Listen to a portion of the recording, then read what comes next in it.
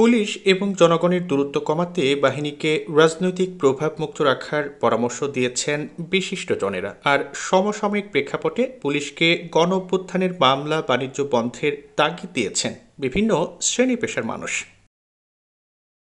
বৃহস্পতিবার রাজধানী রাজারবাগে পুলিশ সপ্তাহের সমাপনী দিনে নাগরিক ভাবনায় জনতার পুলিশ, নিরাপত্তা ও আস্থার বন্ধন শীর্ষক বিশেষ সেশনে এসব তুলে ধরেন বক্তারা।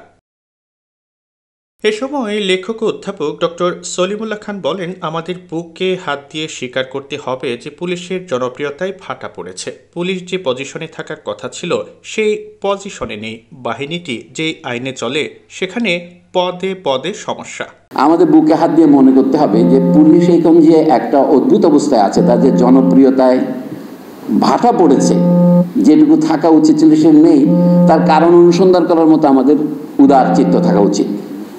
তার মধ্যে আমরা সকল বলছি পুলিশ দলীয় পুলিশ হয়ে যায়, সেটা তো বাহ্য, কিন্তু ভিতরে সমস্যা আছে।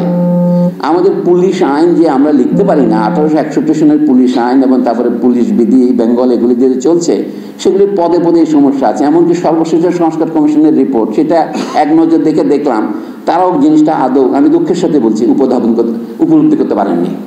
অনুষ্ঠানে নিউ এজের সম্পাদক নুরুল কবির বলেন যে রাষ্ট্র যখন নিপীড়নের যন্ত্র হয়ে ওঠে, পুলিশকে তখন জনবান্ধব হতে দেয় না। পুলিশকে জনবান্ধব হতে হলে জনগণের ভাষা বুঝতে হবে। পুলিশ নেতৃত্বের কিছু ভূমিকা থাকবার কথা, সেই ভূমিকা আমরা কিভাবে দেখেছি?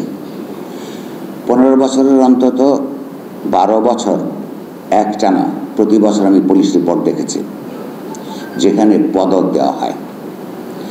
একটা রাষ্ট্র এবং রাষ্ট্রের কর্মকর্তারা কতটা নির্লজ্জ হলে, তার বিবেক কতটা পঙ্গুত্ব বরণ করলে মুদ্রিত আকারে পুলিশ রিপোর্টের বইয়ের মধ্যে লেখা যায় যে অমুককে এই পদক দেওয়া হয়েছে বিরোধী দলের আন্দোলন সফলভাবে দমন করার জন্য। এ সময় পুলিশের সাবেক মহাপরিদর্শক আব্দুল কাইয়ুম বলেন, ছাত্র জনতা তাদের আশা আকাঙ্ক্ষার কথা বলেছে। তারা নতুন একটি বাংলাদেশ গড়তে চায়।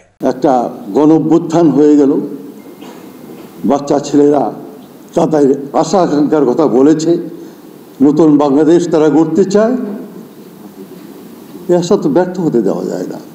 একটা সুযোগ সৃষ্টি হয়েছিল স্বাধীনতার পর, আমাদের সঠিকভাবে আমরা এগোতে পারিনি, আমরা ব্যর্থ হয়েছি। দ্বিতীয় একটা সম্ভাবনার দ্বার উন্মোচিত হয়েছে।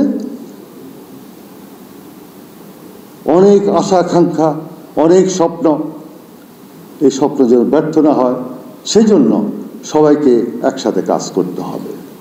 অনুষ্ঠানে পুলিশের বর্তমান মহাপরিদর্শক বাহারুল আলম জানান যে শক্তি নয়, নৈতিকতাই বড় অস্ত্র। এই প্রতিশ্রুতি পালনে দৃঢ় প্রতিজ্ঞ হতে চায় পুলিশ বাহিনী। তৎকালে দায়িত্বরত এক ব্রিটিশ পুলিশ অফিসার ডায়েরিতে লেখেন, আমি বেত্রাঘাত করেছি এমন মানুষের উপরে যারা একটিবারও আমাদেরকে প্রতিরোধ করেনি। আমার হৃদয় ভেঙে গেছে। আমি আজ বুঝেছি শক্তি নয়, নৈতিকতা বড় অস্ত্র। আমরা এই প্রতিশ্রুতিবদ্ধ হতে চাই সবার কাছে। পুলিশের বিশেষ শাখার অতিরিক্ত আইজিপি গোলাম রসুলের সভাপতিত্বে অনুষ্ঠানে আরও উপস্থিত ছিলেন এপেক্স কোম্পানির ব্যবস্থাপনা পরিচালক নাসির মঞ্জু, কর্ম কমিশনের সদস্য অধ্যাপক চৌধুরী সাইমা ফেরদৌস, নির্বাচন সংস্কার কমিশনের সদস্য ডাক্তার জাহিদুর রহমান, ঢাকা বিশ্ববিদ্যালয়ের শিক্ষক, সাহিত্যিক, খেলোয়াড় সহ বিভিন্ন শ্রেণী পেশার গণ্যমান্য ব্যক্তিবর্গ।